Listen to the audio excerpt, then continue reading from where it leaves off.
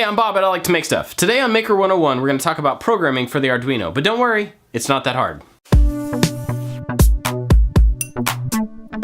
This is part one of what is likely going to be a three-part series on programming. In this one, we're going to talk about programming in general, and what you learn in this episode will apply to just about every language. It's going to be high-level overview, so if you are a software engineer or something like that, you might want to skip ahead. In the next episode, we'll talk about the specifics of Arduino programming and the environment, getting ready to program there. And then in the third one, we'll actually write some Arduino code and make a tiny little project that works. If you're not familiar with the Arduino itself, I did a video on that recently. I'll put a link to that. You can go check that out, and that may give you some better context for what all this is about. So let's talk about programming in general.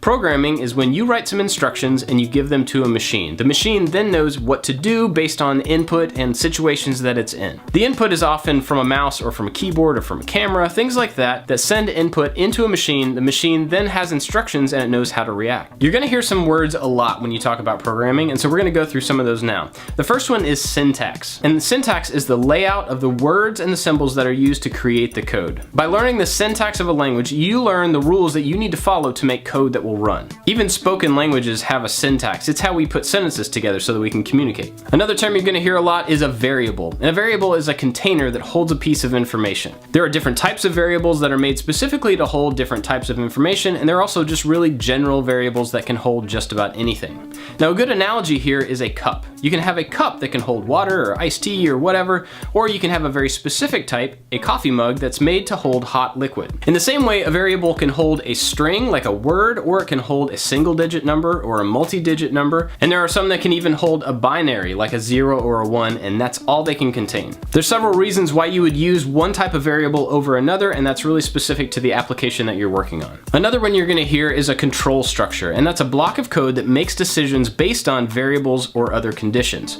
One common example of a control structure is an if statement. You'll see these really often, and they're basically laid out like this. If this condition is true, then do this thing. They can be much more complex and have totally different outcomes based on the different conditions. But basically, it's a way for the code to make decisions based on the current situation. The next useful thing to know is data structures. And this is how you store and organize your data. A couple of really common types of data storage that you'll use in Arduino programming are lists and arrays. An array is basically a list with some sort of an identifier that lets you get to each item in the list. Usually it's the index that they're listed in. So the first one in the list is 0. The second one is 1. The third one is 2, and so on and so on. So you can access any piece of information in the array as long as you know its position in the list. Like I said, there are a lot of different types of data structures, and each language that you learn will have different ones available. They'll also probably implement them a little bit differently, but that goes back to syntax. All right, let's move on to some more terms that you're going to hear. One will be compiling.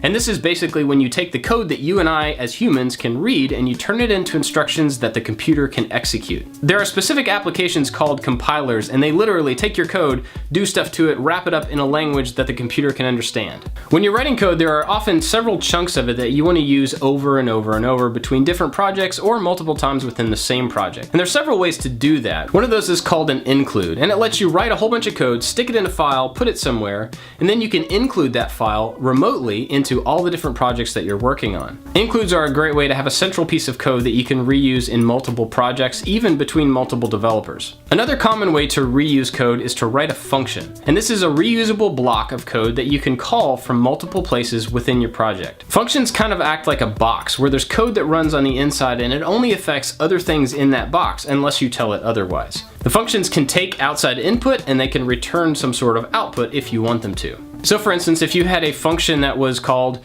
multiply by 10, you could send in a number and the response from that function would be that number multiplied by 10.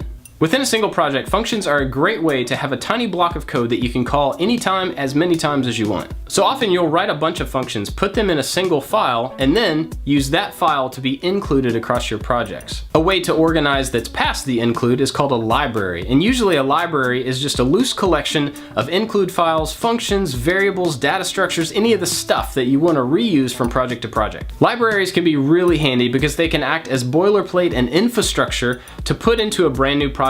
It helps you to immediately have access to a bunch of work that you've done previously. That may be a little bit confusing. Let's talk about why and when you would use a library.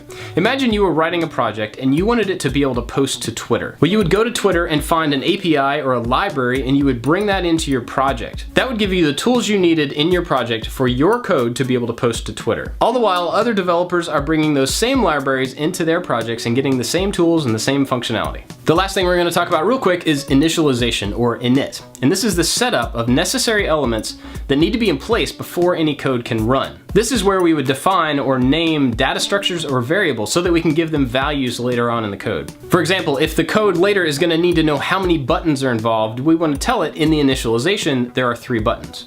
All right, for part 1, we're gonna stop right there. And I know that's not very concrete. It's a bunch of words that aren't really attached to anything in your brain yet, but that's all stuff that you're gonna need to know for next time. In the next episode, we're gonna set up the development environment, connect the Arduino, and look at what the code actually looks like. And then in part 3, we're gonna write some code, send it to the Arduino, and see what happens. So if you don't want to miss those other parts to this video, be sure to subscribe. I've also got a lot of other Maker 101 videos for you to check out, as well as a bunch of different types of projects. That's it for this one, guys. I'll see you next time.